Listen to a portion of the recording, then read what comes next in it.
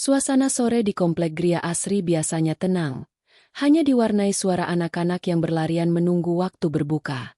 Namun bagi Aris, setiap denting jam dinding di ruang tamunya terasa seperti tabuhan genderang perang yang memacu adrenalin. Ia tidak sedang menunggu azan maghrib untuk meneguk segelas air dingin, melainkan menunggu sosok di seberang jalan keluar dari pintu rumahnya. Dari balik jendela yang gordennya tersingkap sedikit, Aris memperhatikan Ratna. Janda muda itu keluar dengan kaos ketat yang dibalut kemeja flanel longgar, kerudung instannya disampirkan seadanya, menampakkan leher jenjangnya yang putih. Ratna mulai menyeret sebuah meja lipat kayu yang tampak ringkih. Beban itu terlihat terlalu berat untuk bahunya yang kecil, dan itulah umpan yang sudah ditunggu Aris sejak tadi siang. Di dapur, suara ulekan batu beradu dengan cobek terdengar ritmis. Sari, istri Aris, sedang menyiapkan sambal kacang untuk gorengan buka puasa mereka. Keringat membasahi dahi Sari. Uap dari panci kolak yang mendidih membuat wajahnya kemerahan. Ia sudah terjaga sejak pukul 3 pagi untuk menyiapkan sahur, lalu lanjut bekerja sebagai penjahit rumahan, dan kini ia masih harus bertarung dengan asap dapur. Aris membetulkan letak kopiah putihnya di depan cermin ruang tamu. Ia menyemprotkan sedikit parfum ke pergelangan tangannya, bukan parfum maskulin yang tajam, melainkan aroma melati lembut yang menurutnya lebih religius. "Ma," panggil Aris. Suaranya dibuat selembut mungkin, penuh intonasi kewibawaan seorang kepala keluarga yang syaleh. Sari muncul dari balik pintu dapur, menyeka tangannya yang basah pada celemek lusuh bermotif bunga. "Iya, Pak? Ada apa? Mau Papa dibuatin teh hangat buat nanti buka?" Aris menggeleng. Ia melangkah mendekat dan merangkul bahu istrinya. Sebuah gestur kasih sayang yang biasanya membuat hati Sari meleleh. Namun kali ini ada maksud terselubung. "Mama lihat Mbak Ratna di depan? Kasihan betul ya, Ma. Dia baru pindah, nggak punya saudara di sini, dan sekarang harus berjuang sendirian jualan takjil buat nyambung hidup." Sari melirik keluar jendela, menatap Ratna yang sedang mengelap debu di mejanya. "Iya ya, Pak. Tadi pagi dia sempat mampir pinjam termos es. Katanya mau coba peruntungan jualan es buah sama gorengan." "Nah, itu dia yang Papa pikirkan." Aris memotong dengan nada antusias yang dipaksakan. "Ini kan bulan Ramadan, Ma. Bulan sejuta berkah. Bukannya Nabi mengajarkan kita untuk memuliakan tetangga? Papa merasa berdosa kalau cuma duduk manis di sofa sementara ada tetangga yang kesulitan angkut-angkut barang berat begitu." Sari menatap suaminya dengan tatapan tulus yang nyaris membuat Aris merasa sedikit bersalah. "Terus maksud Papa? Papa mau bantu dia sebentar setiap sore. Cuma bantu pasang tenda, angkut meja, sama tata barangnya saja. Habis itu Papa langsung ke masjid buat asyar dan nunggu maghrib. Hitung-hitung cari pahala jariah.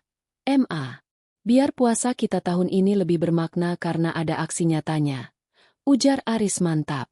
Ia sengaja membawa-bawa istilah pahala dan ibadah, karena ia tahu itulah titik lemah istrinya yang religius. Sari terdiam sejenak. Pikirannya melayang pada cucian yang belum kering dan pesanan jahitan yang menumpuk. Ia sebenarnya berharap Aris mau membantunya memarut kelapa atau sekadar menemani anak mereka belajar. Tapi ia tidak tega menghalangi niat baik suaminya untuk beribadah. Ya sudah kalau niatnya memang lillahi ta'ala. "Pak, Mama izinkan. Tapi ingat ya, jaga pandangan. Jangan sampai niat nolong malah jadi omongan tetangga," pesan Sari lembut sambil membetulkan letak kerah baju koko suaminya. "Tenang saja, Ma. Papa kan sudah punya bidadari di rumah," jawab Aris sambil mengecup kening Sari kilat. Sebuah kecupan yang terasa hambar bagi Aris, tapi dianggap tanda cinta luar biasa oleh Sari. Aris melangkah keluar pagar dengan langkah ringan, seolah beban dosa di pundaknya menguap begitu saja. Begitu kakinya menginjak aspal jalanan, ia berubah. Bahunya yang tadinya santai kini ditegapkan. Wajahnya yang tadi biasa saja kini dihiasi senyum penuh pesona. "Mbak Ratna, sini, biar saya yang angkut," teriak Aris dengan suara bariton yang berat. Ratna menoleh. Wajahnya yang tampak lelah mendadak cerah seperti disinari lampu sorot. "Aduh, Pak Aris. Nggak usah, Pak. Nanti merepotkan. Saya bisa sendiri kok. Pelan-pelan. Gak ada kata merepotkan untuk sesama tetangga. Mbak, apalagi di bulan puasa begini. Sini, mana yang paling berat? Meja ini? Atau hati Mbak yang lagi kosong? Aris melempar candaan receh yang membuat Ratna tertawa renyah. Ih, Pak Aris bisa saja deh. Gombalnya simpan buat Bu Sari saja, Pak. Jawab Ratna sambil memberikan ruang bagi Aris untuk mengangkat meja lipatnya. Saat tangan Aris meraih pinggiran meja, ia sengaja memposisikan dirinya sangat dekat dengan Ratna. Aroma parfum melati Aris beradu dengan aroma keringat tipis Ratna yang entah mengapa terasa jauh lebih menggoda di hidung Aris daripada aroma opor ayam istrinya. Sari nggak akan marah. Dia malah yang nyuruh saya bantu Mbak. Katanya, Pak, bantu tuh tetangga yang kesulitan. Pahalanya gede. Jadi Mbak Ratna nggak usah sungkan. Dusta Aris dengan sangat lancar. Lidahnya sudah terlatih untuk membolak-balikan fakta demi kenyamanan egonya. Selama hampir 2 jam, Aris benar-benar berbakti. Ia memasang payung tenda besar, menyusun gelas-gelas plastik berisi sirup merah, dan menata gorengan dengan sangat rapi. Ia bekerja dengan semangat yang tidak pernah ia tunjukkan saat disuruh Sari membetulkan genting rumah yang bocor. Mas Aris ini cekatan banget ya. Puji Ratna sambil menyodorkan selembar tisu. Padahal Mas kan kerja kantoran. Tapi nggak gengsi panas-panasan di pinggir jalan begini. Aris menerima tisu itu, jemarinya sengaja menyentuh ujung jari Ratna selama beberapa detik lebih lama dari yang seharusnya. Buat saya, kerja itu ibadah, Ratna. Apalagi kalau yang dibantu secantik semandiri kamu. Ratna tersipu. Wajahnya memerah. Mas Aris panggil. Mas, saja? Saya jadi nggak enak kalau manggil. Pak? Tentu. Lebih akrab kan? Rasanya jadi lebih muda 10 tahun. Jawab Aris sambil tertawa lebar. Di seberang sana, di balik jendela rumahnya, Sari berdiri mematung. Tangannya masih memegang sendok sayur, tapi matanya terpaku pada pemandangan di pinggir jalan. Ia melihat bagaimana suaminya begitu asyik bercengkerama dengan Ratna. Ia melihat bagaimana Aris tertawa lepas. Jenis tawa yang sudah berbulan-bulan tidak pernah terdengar di meja makan mereka sendiri. Ada satu momen yang membuat jantung Sari berdenyut nyeri. Ratna tanpa sengaja hampir terjatuh karena tersandung kaki meja, dan dengan sigap Aris menangkap pinggang wanita itu. Mereka bertatapan selama beberapa detik sebelum akhirnya tertawa bersama. Sari menarik napas panjang, mencoba mengusir sesak di dadanya. Husnuzan, Sari, mungkin itu refleks. Papa itu orang baik, batinnya mencoba membela sang suami. Namun, insting seorang istri jarang sekali berbohong. Ia merasa ada sesuatu yang bergeser dalam diri Aris. Sore itu, saat azan maghrib berkumandang, Aris pulang dengan wajah berseri-seri. Ia membawa satu kantong plastik berisi es buah yang sebenarnya adalah pemberian Ratna sebagai upah bantuannya. Ini MA, takjil buat kita berbuka. Tadi Mbak Ratna maksa ngasih, katanya tanda terima kasih. Ujar Aris sambil meletakkan plastik itu di meja. Sari menatap es buah itu dengan perasaan campur aduk. Es buah itu terlihat manis, namun bagi Sari, ada rasa pahit yang terselip di antaranya. Ia melihat Aris segera masuk ke kamar mandi untuk bersiap tarawih. Bersiul riang seolah-olah baru saja memenangkan lotre pahala. Sari tidak tahu bahwa di dalam saku baju koko Aris yang digantung di balik pintu, terselip sebuah catatan kecil di atas sobekan kertas bon yang ditulis Ratna saat Aris sedang tidak melihat. Besok bantu aku lagi ya, Mas. Rasanya jualan jadi nggak capek kalau ada Mas di sampingku. Benih perselingkuhan itu telah tertanam sempurna, disiram dengan kedok, mencari pahala, dan siap mekar menjadi duri yang akan menghancurkan segalanya. Seminggu telah berlalu sejak Aris memproklamirkan dirinya sebagai duta peduli tetangga. Setiap sore, rutinitasnya tidak pernah berubah. Mandi lebih awal, memakai baju koko terbaiknya yang sudah disetrika licin oleh Sari, dan menyemprotkan parfum yang baunya mulai disadari Sari tidak pernah digunakan Aris saat mereka pergi kondangan sekalipun. Pak, itu kan parfum yang aku kasih waktu ulang tahun kemarin? Katanya buat acara kantor saja? Tanya Sari suatu sore, sambil menata piring-piring di meja makan. Aris yang sedang merapikan kerah bajunya di depan cermin menoleh sekilas. Senyumnya tipis namun penuh percaya diri. Iya Ma. Kan bantu orang jualan di pinggir jalan itu panas. Keringatan. Malu dong sama pembeli kalau relawannya bau matahari. Apalagi Mbak Ratna kan jualan makanan. Harus higienis dan wangi, kan? Sari hanya terdiam. Logika Aris selalu terdengar masuk akal. Tapi ada nada yang tidak pas di telinganya. Oh, iya ya. Ya sudah. Ini uang belanja buat besok ya, Pak. Tadi aku ambil sedikit buat bayar listrik. Aris melirik dompet Sari yang nampak menipis. Alih-alih merasa kasihan, pikirannya justru melayang ke lapak takjil di depan. Kemarin, Ratna mengeluh kalau kompor mawar miliknya sering macet, dan penggorengannya sudah mulai lengket. Ma, Papa pinjam dulu 500.000 ya dari uang simpanan jahitan kamu, ujar Aris tiba-tiba. Sari tersentak. Buat apa, Pak? Itu kan buat bayar cicilan motor bulan depan. Investasi akhirat, Ma. Jawab Aris mantap.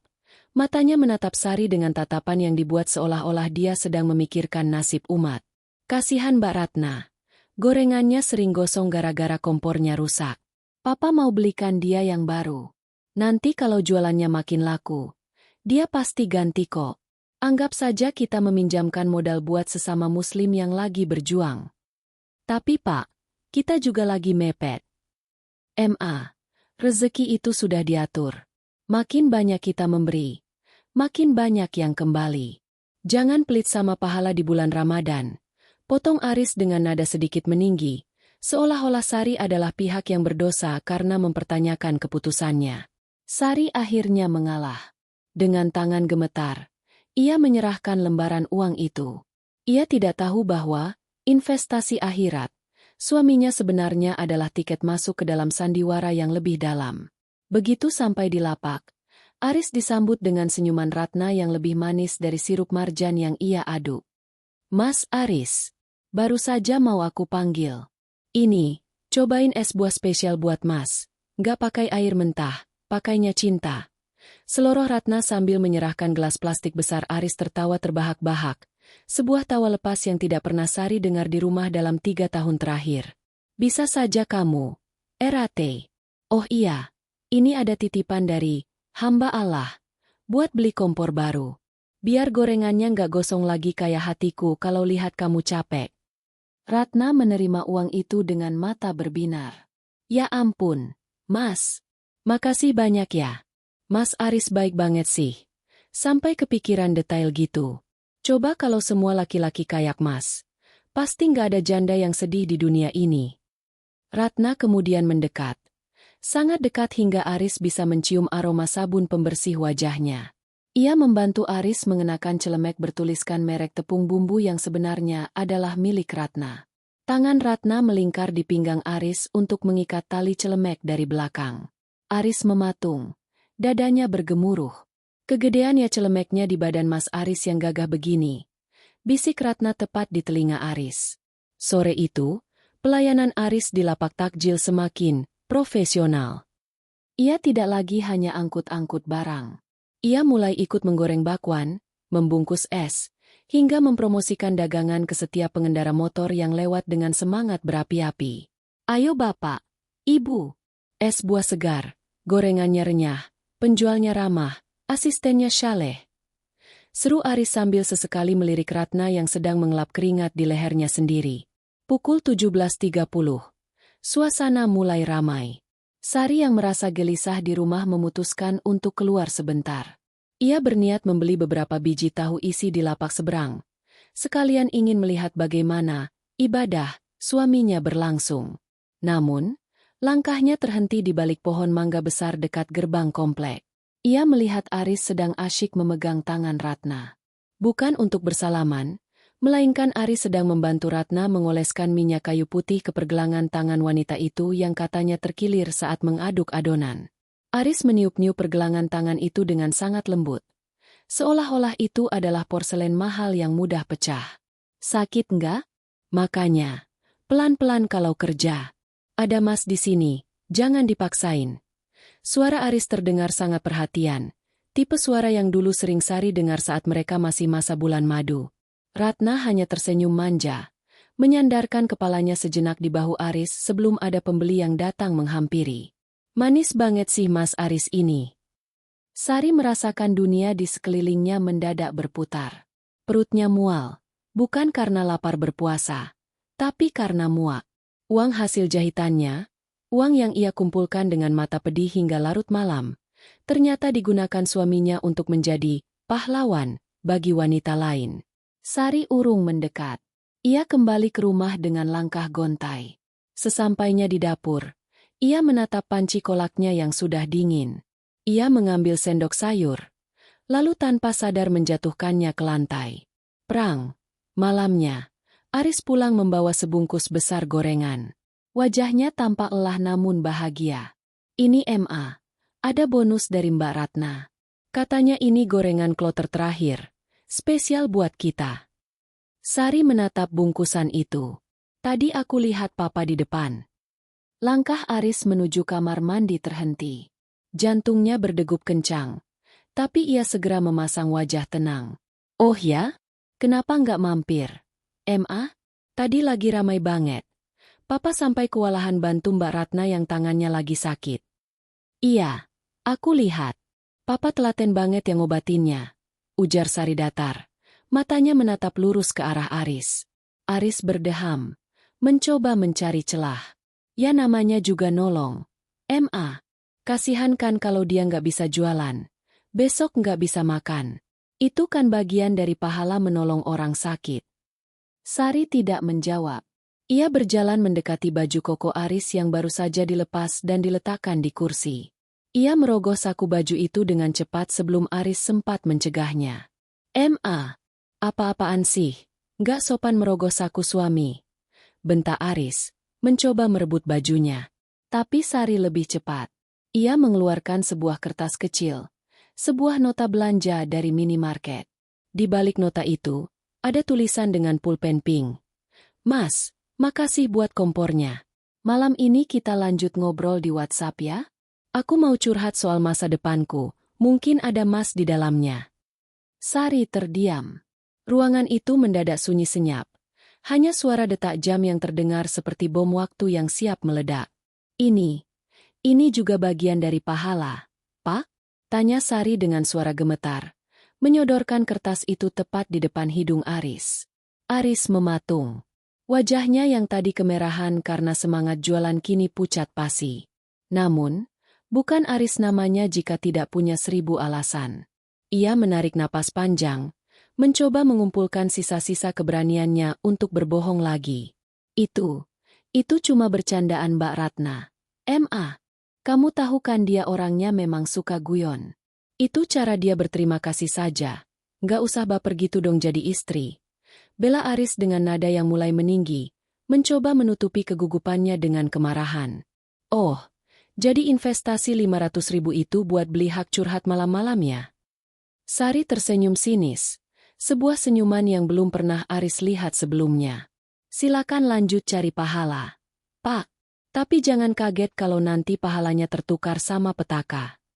Sari berjalan meninggalkan Aris yang masih terpaku di ruang tamu. Sementara itu, di seberang jalan, Ratna sedang menatap layar ponselnya, menunggu balasan pesan dari Mas Aris, kesayangannya. Ia tidak tahu bahwa pesan yang ia kirimkan adalah awal dari badai yang akan menyapu bersih kedok suci di komplek itu. Aris pun bimbang. Di satu sisi, ia takut pada Sari. Di sisi lain, bayangan senyum Ratna dan janji, curhat masa depan, itu jauh lebih menggoda daripada sekadar duduk di masjid mendengarkan ceramah tarawih. Petualangan, pahala. Aris baru saja memasuki babak yang paling berbahaya. Minggu kedua Ramadan tiba. Suasana komplek mulai berubah. Aroma kolak berganti menjadi aroma opor yang mulai dipersiapkan untuk pertengahan bulan. Namun bagi Aris, aromanya tetap sama. Wangi parfum melati dan uap gorengan dari lapak depan. Kecanduan Aris akan pujian Ratna sudah mencapai tahap akut. Baginya, setiap sore bersama Ratna adalah ibadah yang jauh lebih nyata daripada sekadar berdiri di saf belakang masjid. Malam itu, Setelah berbuka dengan sisa es buah yang diberikan Ratna, Aris kembali bersiap.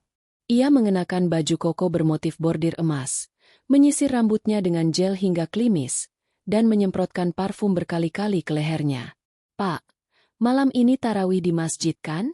Ada pengajian dari Ustadz Mansur. Katanya bagus soal keutamaan menjaga pandangan," ujar Sari sambil membereskan meja makan. Suaranya datar, namun ada nada sindiran yang tajam di sana. Aris berdeham, menghindari kontak mata. "Iya, Ma. Tapi Papa harus mampir ke tempat Mbak Ratna dulu sebentar. Katanya ada briefing buat menu besok. Dia mau coba jualan kolak biji salak, tapi belum tahu takarannya. Kasihan kalau dia rugi gara-gara salah resep." Sari menghentikan gerakannya memeras spons cuci piring. "Briefing? Papa itu asisten jualan atau konsultan kuliner? Sejak kapan Papa tahu takaran biji salak? Di rumah saja bikin teh manis saja sering kemanisan." Aris mendengus, berpura-pura tersinggung. Inilah susahnya kalau niat baik selalu dicurigai. Papa ini cuma mau memastikan usaha tetangga kita lancar. Bukannya membantu sesama itu juga bagian dari amalan Ramadan? Lagian, cuma sebentar kok. Nanti Papa nyusul ke masjid. "Jangan lama-lama, Pak. Jangan sampai syalatnya malah di teras rumah orang," gumam Sari pelan. Namun Aris sudah keburu melesat keluar pagar. Aris tidak menuju masjid. Langkahnya melambat begitu sampai di depan rumah Ratna. Di bawah lampu teras yang temaram, Ratna sudah menunggu. Ia mengenakan daster batik yang dibalut kardigan panjang, memberikan kesan santai namun entah mengapa terlihat begitu menggoda di mata Aris yang sedang dilanda haus perhatian. "Mas Aris, kirain gak datang. Tadi aku sempat takut kalau Mas dilarang sama Ibu Negara," bisik Ratna saat Aris duduk di kursi rotan terasnya. "Mana mungkin dilarang. Saya kan imam di rumah. Saya yang nentuin mana yang baik. Dan menolong kamu itu sangat baik buat kesehatan mental saya, RAT," jawab Aris sambil terkekeh. Mereka tidak membahas biji salak. Mereka membahas hal-hal yang jauh lebih personal. Ratna mulai menceritakan betapa sepinya hidup sebagai janda, betapa ia membutuhkan sosok pria yang kuat untuk melindunginya, dan betapa ia merasa nyambung dengan Aris. "Mas tahu nggak? Semenjak ada Mas bantu di lapak, aku merasa nggak sendirian lagi. Mas itu kayak malaikat yang dikirim Tuhan di bulan Ramadan ini buat aku," ujar Ratna sambil meletakkan tangannya di atas punggung tangan Aris. Aris merasa egonya membumbung tinggi. Di rumah, ia hanya seorang suami yang sering diingatkan soal cicilan motor, sampah yang belum dibuang, atau genting bocor. Di sini, ia adalah pahlawan. Ia adalah malaikat. Sementara itu, di masjid yang hanya berjarak 3 blok dari sana, Sari tidak fokus pada bacaan imam. Hatinya tidak tenang. Ia melihat saf laki-laki dari balik tirai pembatas, mencari-cari kopiah putih dengan bordir emas suaminya. Tidak ada. Hingga rakaat ke-8 selesai dan masuk ke witir, sosok Aris tidak juga muncul. Sari pulang dengan hati yang sekeras batu. Ia mematikan semua lampu rumah, kecuali lampu ruang tamu. Ia duduk di kegelapan, menunggu. Pukul 10 malam, terdengar suara pagar dibuka pelan. Aris masuk dengan mengendap-endap, mencoba tidak menimbulkan bunyi. Begitu ia membuka pintu depan, ia tersentak melihat Sari duduk diam di kursi kayu dengan wajah pucat yang disinari cahaya bulan dari jendela. "Astaga, Ma, kamu bikin kaget saja. Kenapa nggak tidur? Belum tarawih?" tanya Aris, mencoba mengalihkan situasi. "Sudah, aku yang tanya. Papa dari mana?" "Di masjid tadi nggak ada." Suara Sari dingin, menusuk hingga ke tulang. Tadi Papa di saf paling belakang. Ma. Terus habis 8 rakaat Papa keluar duluan soalnya perut Papa mules. Kayaknya kebanyakan makan gorengan tadi pas buka." Dusta Aris. Lidahnya terasa sangat enteng mengucapkan kebohongan itu. "Oh, mulesnya di teras Mbak Ratna ya? Sampai jam 10 begini." "Ma, jaga omonganmu. Papa tadi bantu dia bersihin panci-panci besar yang berat itu. Kamu nggak tahu betapa capeknya jualan. Jangan jadi istri yang suzon terus," Nggak berkah puasa kamu, bentak Aris, menggunakan taktik lama. Menyerang balik agar posisi Sari terlihat sebagai pihak yang bersalah. Aris langsung masuk ke kamar dan membanting pintu. Ia pura-pura tidur, namun tangannya sibuk mengotak-atik ponsel di balik selimut. Ia tidak tahu bahwa Sari masih berdiri di depan pintu kamar, mendengar suara denting notifikasi pesan masuk yang bertubi-tubi. Tengah malam, saat Aris sudah mendengkur mungkin karena kelelahan setelah briefing, dan berbohong, Sari bergerak perlahan. Ia mengambil ponsel Aris yang diletakkan di bawah bantal. Beruntung, ia tahu polanya karena Aris pernah menggunakannya di depannya. Jantung Sari berdetak kencang saat layar ponsel itu terbuka. Ia langsung menuju aplikasi WhatsApp. Nama kontaknya, Ratna Takjil, grosir. Nama yang dibuat seolah-olah urusan bisnis, tapi isinya adalah racun. Ratna Takjil, grosir mas. Makasih ya buat malam ini. Kamu hebat banget tadi bantuinnya. Kalau nggak ada kamu, aku nggak tahu gimana nasibku. Aris sama-sama. Cantik. Apapun buat kamu. Besok kita jualan bareng lagi ya. Jangan lupa pakai baju yang warna biru. Kamu cantik pakai warna itu. Ratna Takjil, grosir siap. Mas sayang. Oh iya. Besok aku butuh modal lagi buat beli buah naga. Mas ada sisa pahala lagi nggak buat aku? Hehe. Aris tenang. Besok aku usahain ambil dari tabungan. Jahitan. Anggap saja sedekah rutin. Good night. Bidadari Takjil. Sari menutup mulutnya dengan tangan agar isakannya tidak terdengar. Air mata jatuh membasahi layar ponsel yang dingin itu. Tabungan jahitan. Bisiknya lirih. Uang yang ia kumpulkan dengan mata yang perih karena menjahit hingga subuh. Ternyata disebut Aris sebagai sisa pahala untuk wanita lain. Sari mengembalikan ponsel itu ke tempat semula. Ia tidak membangunkan Aris. Ia tidak ingin bertengkar di tengah malam yang suci ini. Namun, sesuatu dalam dirinya telah mati. Ia melihat suaminya bukan lagi sebagai imam, melainkan sebagai orang asing yang menggunakan agama sebagai topeng untuk memuaskan syahwat egoistiknya. Keesokan paginya, Sari bersikap seperti biasa. Ia menyiapkan sahur dengan rapi, namun ia tidak lagi banyak bicara. Nanti sore papa mungkin agak telat lagi ya. Mau bantu Mbak Ratna bikin varian es baru? Ujar Aris sambil mengunyah kurma sahurnya tanpa rasa berdosa. Sari menatap Aris dengan tatapan yang sangat dalam. Tatapan yang membuat Aris sedikit merinding namun segera ia tepis. Iya, Pak. Lanjutkan saja cari pahalanya. Tapi ingat, di dunia ini ada yang namanya hukum tabur tuai. Apa yang papa tanam di depan lapak Mbak Ratna, itu juga yang akan papa panen di rumah ini. Ujar Sari tenang, namun penuh penekanan. Aris hanya menganggap itu sebagai omelan biasa. Ia tidak menyadari bahwa Sari sudah mulai menyusun rencana. Sari tidak akan lagi menjadi istri yang hanya diam di dapur. Ia akan memberikan kejutan yang tidak akan pernah dilupakan Aris di sisa umurnya.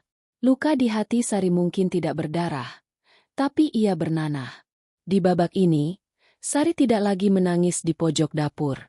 Ia mulai mengumpulkan kepingan bukti, menyewa, mata, tambahan, dan menyadari bahwa perselingkuhan suaminya bukan sekadar hilaf sesaat, melainkan sebuah desain kebohongan yang sistematis.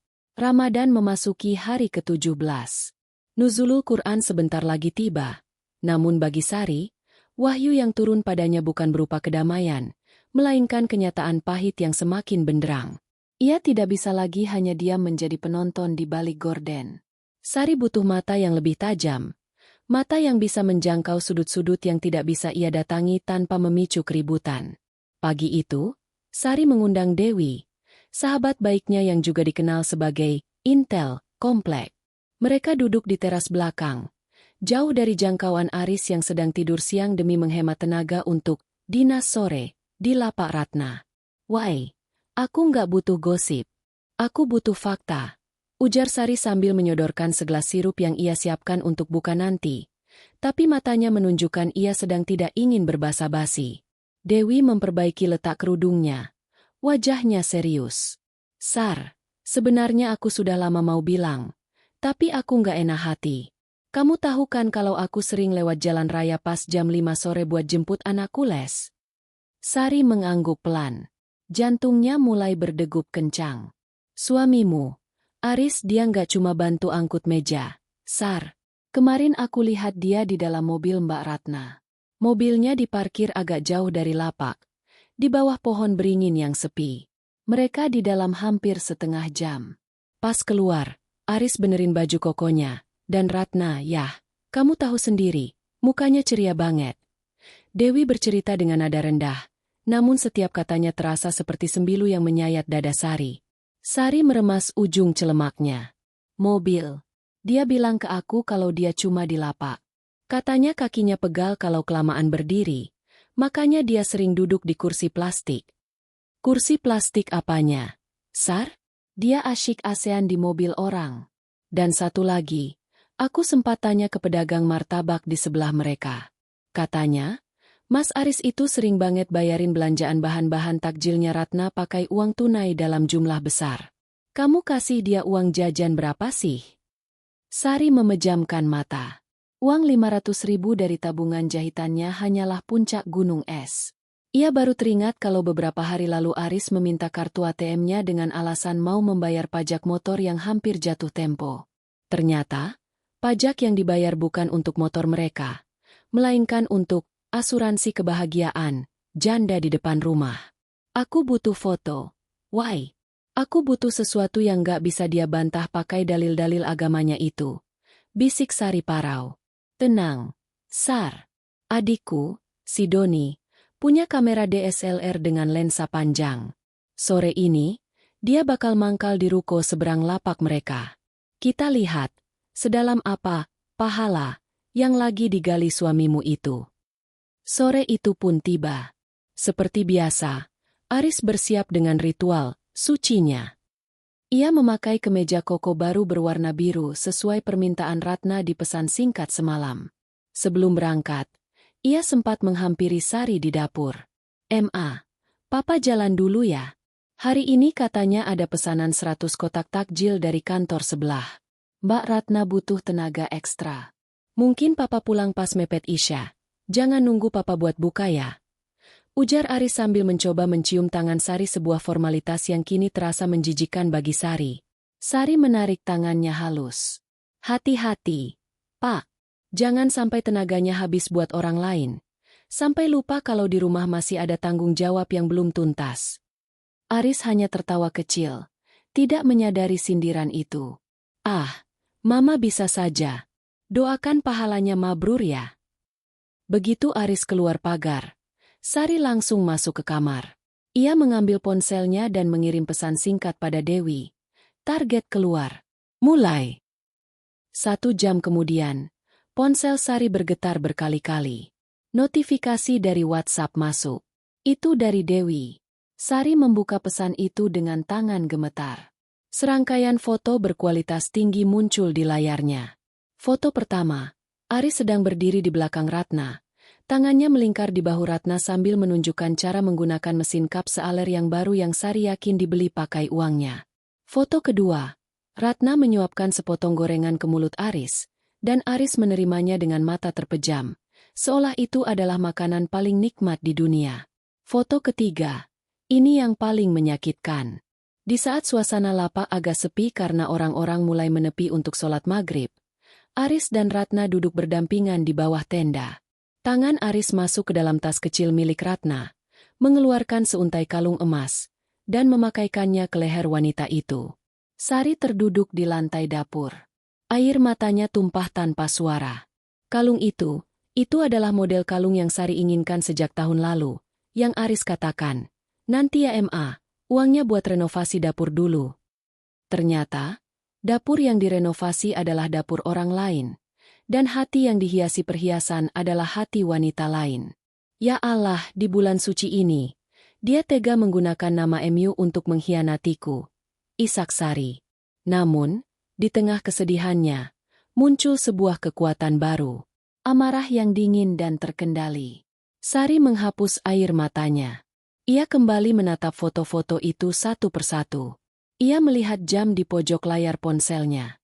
Pukul 18.15. Aris pasti sedang berbuka dengan mesra di sana. Sari berdiri, merapikan rambutnya, dan mengganti daster lusuhnya dengan gamis terbaik yang ia punya, gamis hitam yang elegan. Seolah ia sedang bersiap menghadiri pemakaman cintanya sendiri. Ia mengambil kunci motor. Namun ia berhenti sejenak. Ia teringat sesuatu. Aris selalu membanggakan dirinya sebagai sosok yang dihormati di grup WhatsApp warga. Ia suka membagikan konten-konten dakwah soal kesetiaan dan surga. Sari tersenyum getir.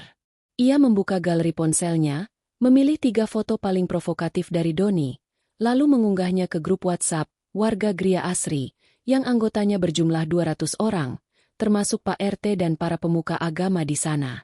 Keterangan fotonya singkat namun mematikan. Mohon maaf mengganggu waktu berbukanya, Bapak dan Ibu. Saya hanya ingin berbagi kebahagiaan. Ternyata suami saya, Pak Aris, sedang giat-giatnya mengumpulkan pahala dengan memberikan kalung emas kepada Mbak Ratna di lapak takjil sore ini.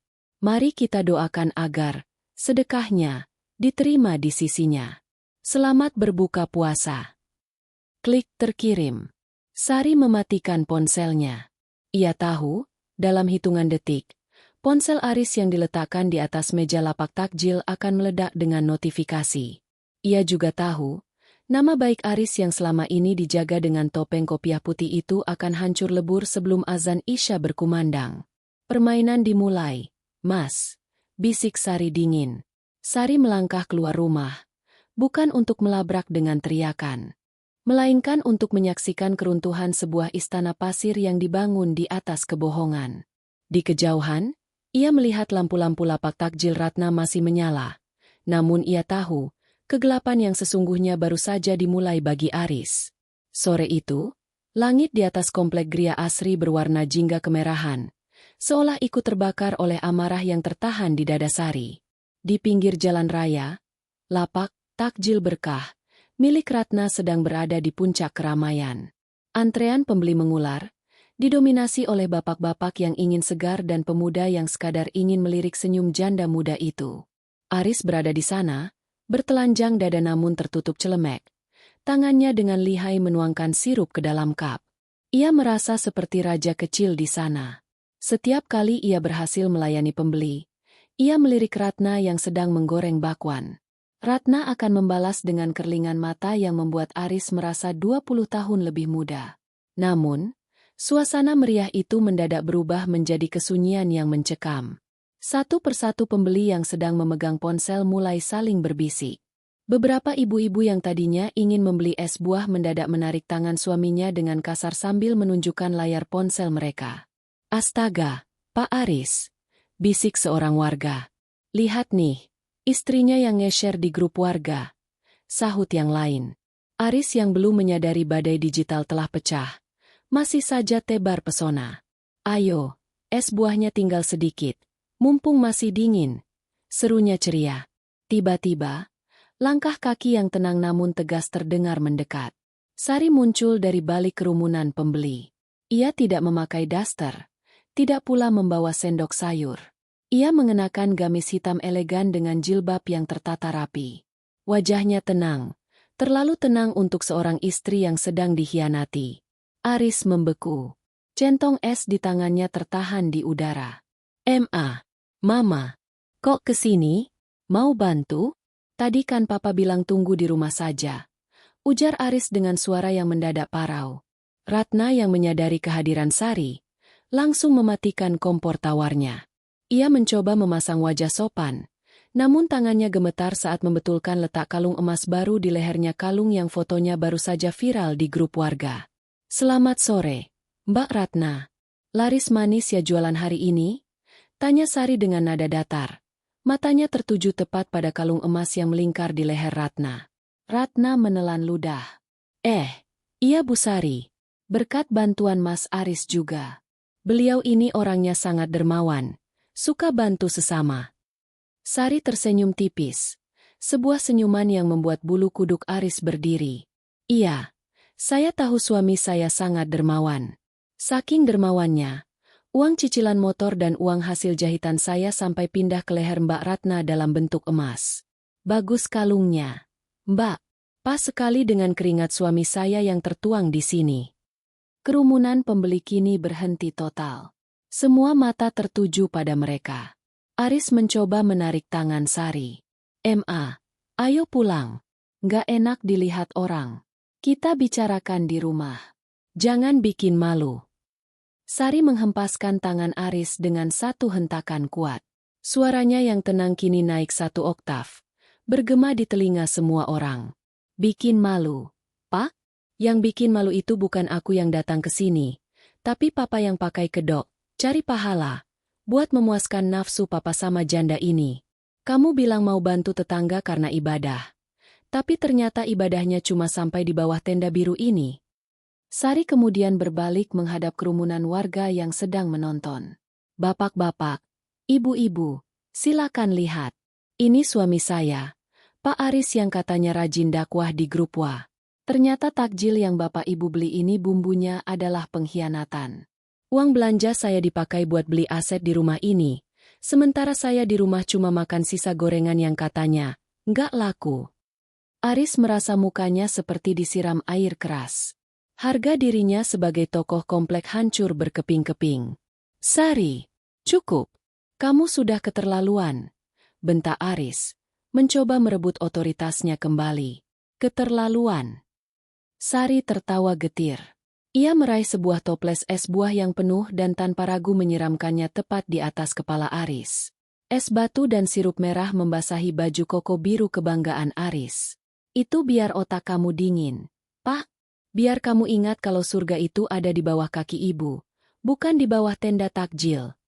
Ratna mencoba membela diri. "Bu Sari, saya nggak bermaksud." Mas Aris yang bilang. "Diam kamu," potong Sari tajam. "Kamu juga. Perempuan macam apa yang tega makan dari hasil menipu istri orang lain? Kamu bilang mau mandiri. Tapi mandirimu pakai modal keringat perempuan lain? Ini, ambil." Sari mengeluarkan sebuah kantong plastik dari tasnya. Ia melemparkannya ke atas meja jualan. Isinya adalah semua baju-baju kantor Aris yang sudah ia gunting-gunting menjadi potongan kecil. "Mulai hari ini, silakan ambil asisten jualanmu ini, Mbak Ratna. Saya sudah tidak butuh suami yang niat ibadahnya tergantung pada siapa yang menggoreng bakwan. Mas Aris, selamat atas pahala barumu. Kamu berhasil membuat istrimu berhenti berdoa untukmu." Sari berbalik dan berjalan pergi tanpa menoleh lagi. Ia meninggalkan Aris yang berdiri mematung dengan sirup merah yang menetes dari hidungnya, dan Ratna yang menangis karena dicemooh oleh ibu-ibu warga yang kini mulai melempari lapaknya dengan gelas plastik kosong. Aris menoleh ke arah Ratna, berharap mendapatkan sandaran. Namun, Ratna justru mendorongnya. "Mas, pergi. Gara-gara Mas, jualan saya hancur. Nama saya rusak. Pergi." Aris kini berdiri di tengah jalan, di antara lapak yang hancur dan warga yang menatapnya dengan jijik. Azan maghrib mulai berkumandang dari masjid yang tadinya ingin ia datangi. Namun, alih-alih merasa damai, suara azan itu terdengar seperti lonceng kematian bagi rumah tangganya. Malam itu, komplek Gria Asri terasa lebih dingin dari biasanya bagi Aris. Setelah insiden penyiraman es buah di depan publik, ia terpaksa bersembunyi di toilet umum sebuah SPBU terdekat hanya untuk membersihkan lengketnya sirup merah dari wajah dan rambutnya. Baju kokonya yang biru, yang tadinya menjadi simbol kegagahannya di depan Ratna, kini tampak seperti kain pel yang kumal dan berbau amis nangka. Aris berjalan kaki menyusuri jalanan komplek dengan kepala tertunduk. Ia bisa merasakan mata tetangga mengintai dari balik jendela, mungkin sedang menertawakan sang pencari pahala yang kini luntang-lantung. "Ratna? Jangan ditanya." Wanita itu langsung mengunci diri di rumah dan mematikan semua lampu lapaknya begitu masa bubar. Ratna tidak ingin lagi berurusan dengan pria yang kini menjadi musuh nomor 1 para ibu di komplek tersebut. Sari pasti cuma emosi sesaat. Dia kan hatinya lembut. "Kalau aku minta maaf sambil nangis, dia pasti luluh." Gumam Aris menghibur diri sendiri. Ia meraba sakunya, mencari kunci rumah. Namun, begitu ia sampai di depan pagar rumahnya, jantungnya seolah berhenti berdetak. Pagar besi itu dirantai besar dengan gembok yang belum pernah ia lihat sebelumnya. Suasana rumah gelap gulita.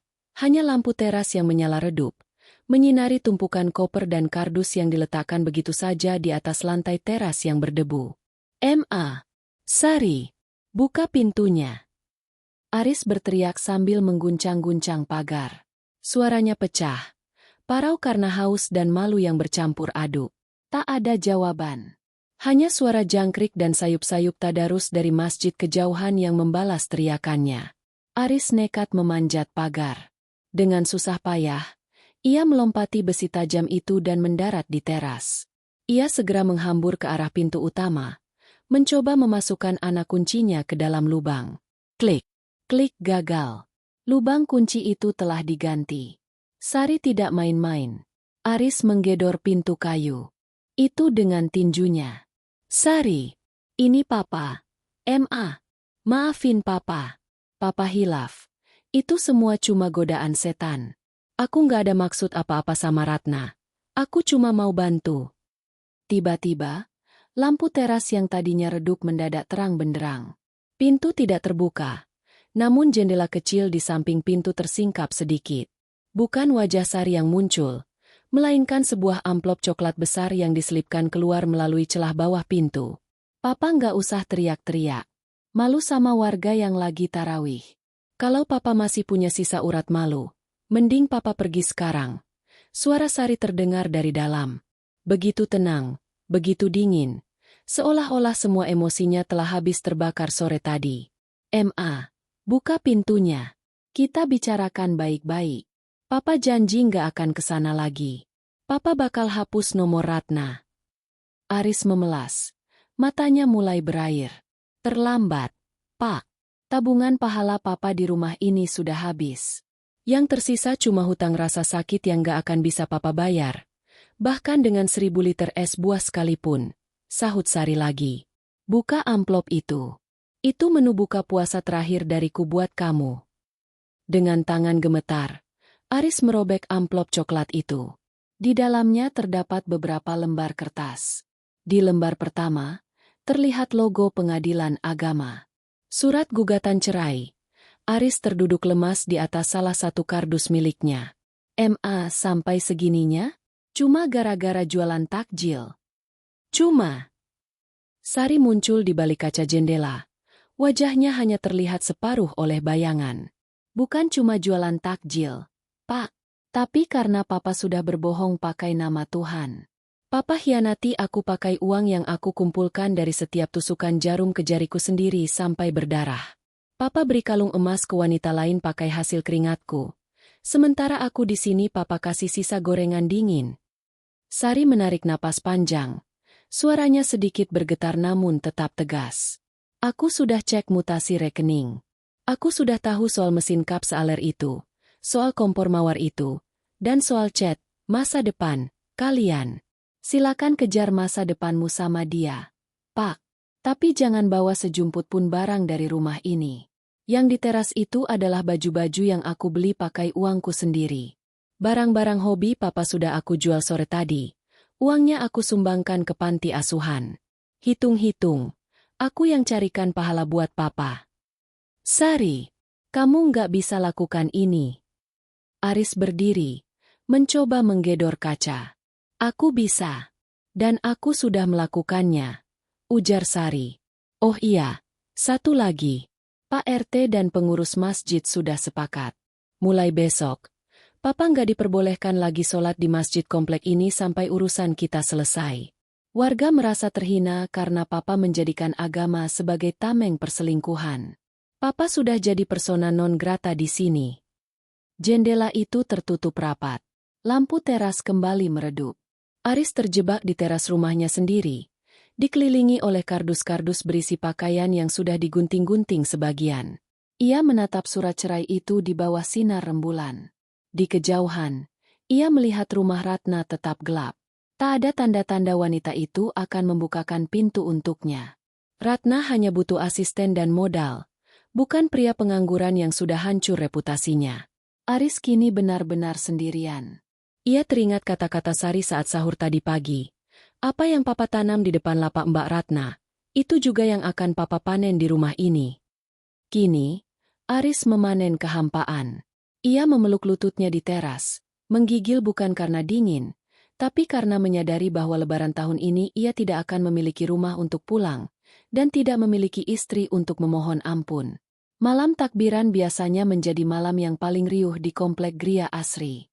Suara beduk bertalu-talu, kembang api menghiasi langit, dan aroma opor ayam menyeruak dari setiap celah ventilasi rumah. Namun, bagi Aris, suara takbir yang berkumandang dari pengeras suara masjid terdengar seperti vonis hukuman mati yang diulang-ulang. Aris duduk di sebuah bangku panjang di terminal bus. Hanya berjarak beberapa kilometer dari komplek yang dulu memujinya sebagai sosok teladan. Penampilannya mengenaskan. Kemeja kokonya sudah kusam, matanya cekung karena kurang tidur, dan ia hanya memiliki satu tas ransel berisi sisa sian pakaian yang tidak sempat digunting Sari. 2 minggu terakhir adalah neraka bagi Aris. Ia sempat mencoba menginap di rumah Ratna, berharap wanita itu akan menampungnya sebagai bentuk balas budi atas modal kompor dan kalung emas. Namun, jawaban Ratna jauh lebih dingin daripada es buah yang mereka jual. "Mas, jangan bikin saya susah lagi. Gara-gara Mas, jualan saya ditutup paksa sama warga. Saya sudah mau pindah kontrakan. Hubungan kita itu cuma soal dagangan. Mas, jangan baper," ketus Ratna saat itu sebelum membanting pintu di depan hidung Aris. Aris tertunduk, meratapi nasibnya. Ia melihat orang-orang berlalu lalang dengan wajah ceria, menenteng bingkisan lebaran untuk keluarga. Sementara ia, jangankan bingkisan, harga diri pun ia tak punya. Ia mencoba meraih ponselnya, ragu-ragu menatap kontak bernama Sari Sayang, nama yang belum ia ubah sejak 3 tahun lalu. Ia mengetik pesan dengan jemari gemetar. "Ma, ini malam takbiran. Papa minta maaf yang sedalam-dalamnya. Besok pagi, bolehkah Papa datang sebentar saja? Papa ingin sungkem, ingin merayakan Lebaran sama Mama dan anak-anak. Papa sudah nggak punya siapa-siapa lagi di dunia ini selain kalian." 1 jam berlalu. Hanya centang 2 abu-abu. Lalu berubah menjadi biru. Aris menahan napas. Dadanya berdegup kencang melihat status typing di layar ponselnya. Pesan balasan masuk. "Pintu maaf selalu terbuka bagi yang tulus, Pak. Tapi pintu rumah sudah terkunci untuk pengkhianat. Besok pagi jangan datang. Aku sudah menyiapkan open house. Tapi bukan untuk Papa. Aku ingin merayakan kemenangan ini bersama orang-orang yang benar-benar tahu artinya ibadah. Bukan mereka yang menjadikan agama sebagai kedok untuk menipu istri." Air mata Aris jatuh di atas layar ponselnya. Ia menyadari satu hal yang sangat menyakitkan. Sari tidak hanya mengusirnya secara fisik, tapi juga telah menghapus namanya dari masa depan wanita itu. Esok paginya, saat matahari Idul Fitri terbit, Sari berdiri di depan cermin. Ia mengenakan kaftan berwarna putih bersih, simbol kesucian dan lembaran baru. Wajahnya tidak lagi pucat. Ada aura ketegasan dan ketenangan yang memancar. Di ruang tamunya, tumpukan pesanan jahitan sudah bersih, berganti dengan toples-toples kue kering yang ia beli dari hasil menjual kalung emas yang sempat ia rebut kembali dari tangan Ratna melalui bantuan Pak RT. Suasana open house di rumah Sari sangat ramai. Ibu-ibu komplek datang memberikan dukungan. Bahkan, mereka membawakan makanan lebih banyak daripada yang Sari siapkan. "Sari, kamu hebat. Kamu perempuan kuat," ujar Dewi sambil memeluk sahabatnya itu. "Aku cuma belajar satu hal, Wai, bahwa di bulan Ramadan, setan memang dibelenggu, tapi nafsu manusia tidak. Aku lebih baik merayakan kemenangan ini sendirian daripada bersama pemenang palsu," jawab Sari dengan senyum tulus. Di saat yang sama, Aris berdiri di depan pagar komplek, hanya berani menatap dari jauh. Ia melihat Sari tertawa lepas bersama tetangga.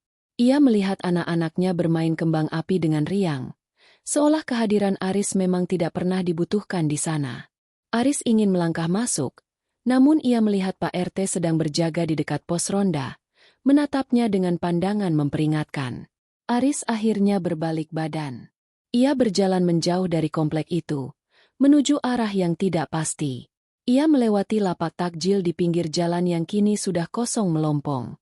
Hanya tersisa bekas tumpahan sirup yang sudah mengering di aspal, persis seperti perasaannya. Manis di awal, namun berakhir lengket dan kotor. Ia merogoh sakunya dan menemukan sebuah kurma kering yang tertinggal. Ia memakannya perlahan. Rasanya pahit. Mungkin karena kurma itu sudah lama, atau mungkin karena hatinya yang sudah mati rasa. "Selamat Lebaran, Sari," bisiknya lirih ke arah angin. Sari, di dalam rumahnya, tidak mendengar bisikan itu. Ia sedang sibuk melayani tamu, memulai hidup baru tanpa bayang-bayang kebohongan di balik kopiah putih. Ia memenangkan pertempuran batinnya. Kemenangan Idul Fitrinya tahun ini bukan tentang baju baru, tapi tentang hati yang baru, yang bebas dari belenggu pengkhianatan berkedok takjil. 1 tahun berlalu. Ramadan kembali menyapa komplek Gria Asri dengan aroma yang sama, namun dengan cerita yang berbeda. Di sudut jalan raya tempat tenda biru dulu berdiri, kini hanya ada aspal kosong. Ratna sudah lama pindah dari komplek itu setelah dikucilkan warga. Kabarnya ia mencoba membuka lapak di kota lain, namun kali ini tanpa asisten yang bisa ia tipu dengan modal emas.